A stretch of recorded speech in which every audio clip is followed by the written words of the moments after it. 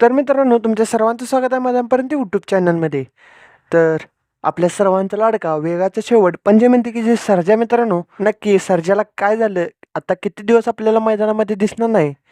त्याचबरोबर विठ्ठल नानांचा तेज आता आपल्याला कोणत्या मैदानामध्ये दिसणार? तसेच आपल्या सर्वांचा लाडका द्वादशी केसरी बकासूर देखील आपल्याला कोणत्या मैदानामध्ये दिसणार? तर हीच अपडेट घेऊन मी व्हिडिओ घेऊन आलो. तो व्हिडिओ शेवटपर्यंत नक्कीच पहा. तर मित्रांनो, 29 आणि 30 डिसेंबर रोजी होणारं अशोक केसरी एक आदत एक बैल एक दुसरा एक बैल हे मैदान मित्रांनो कॅन्सल झालं. तेव्हापासूनच सर्वांना आतुरता लागली, ती म्हणजे आता आपल्याला सर्व नंदी नक्की कोणत्या मैदानामध्ये पळताना दिसणार. तर मित्रांनो, हीच अपडेट घेऊन मी व्हिडिओ घेऊन आलो आहे. तर व्हिडिओ शेवटपर्यंत नक्कीच पहा. तर मित्रांनो, आपल्या सर्वांचा लाडका वेगाचा शेवट पंचमी सर्जाला नक्की काय झालं?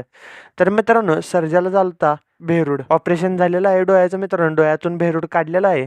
म्हणून सर्जाला आता 15 ते 20 दिवस विश्रांती देण्यात येणार आहे.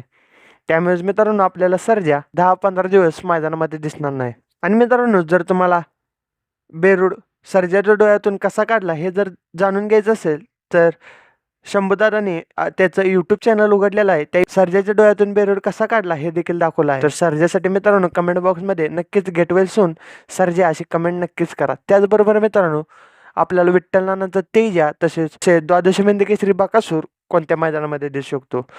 तर मित्रांनो, येत्या 2 जानेवारी 2026ला वडूज फाटी येथे बाळूबाई देवी केसरी एक दुसरा एक बैल हे मैदान पार पडत आहे. तर ह्या मैदानाचं प्रथम पारितोषिक 1,00,000 असणार आहे. द्वितीय 71,000 तृतीय 51,000 चतुर्थ 31, पंचम 21,000 सहाव्याला 11,000 तर सातव्याला 10,000 तर या मैदानाचं लाईव्ह प्रक्षेपण आपल्याला P3 या यूट्यूब चॅनलवर दिसणार आहे.